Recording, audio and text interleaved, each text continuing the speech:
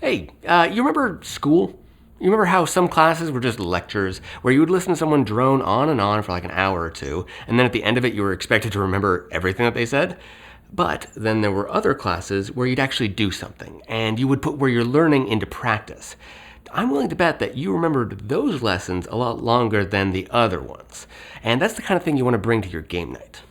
Hey folks, I'm Shay Parker and this is RTFM, a show where I usually teach you how to play a game, but today I'm helping you teach a game. And the way that we're doing that today is by pointing out the importance of giving examples. So, let's say you're teaching a friend how to play Dune Imperium Uprising, an excellent update to Dune Imperium, which blends deck building and worker placement. So I'm going to jump right in by saying that after you've given the basic flow of the game, it's a good idea to do something like this. Okay, so now that we got your starting hand, let's take a quick turn and play one of those cards. Any card? Yeah, just any card with a symbol on the left side. Okay, so I play Reconnaissance. Great, so that has a blue circle, which means you can send one of your agents to any of these blue circle spaces. Some of them have costs that you can't afford just yet, so let's say you send to Arakeen, because that lets you recruit one soldier and draw a card. All of a sudden, this isn't something conceptual that they have to just hold in their brains. It's something they've already done, which will make it easier to do again.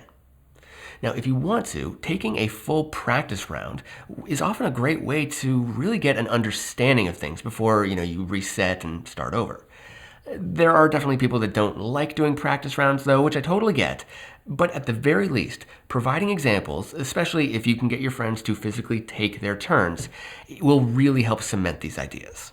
Another tip, and this is just a psychological trick, but it works, is to refer to people by their names. This is especially true when teaching multiple players. Just try to make your examples involve all the players at the table.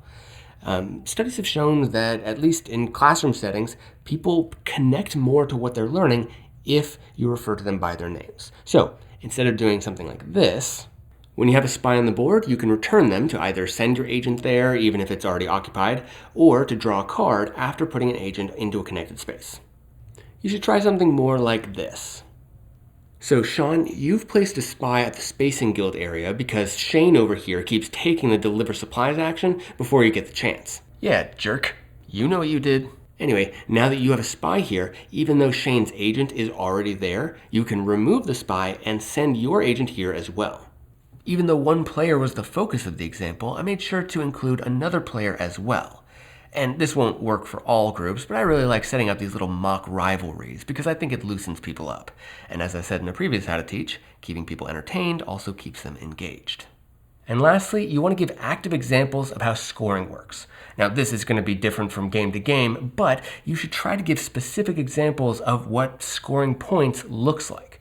So for Dune, I would set up a quick battle where everyone's involved in some way. Then you're going to show how rewards work, and make sure someone other than you scores the point.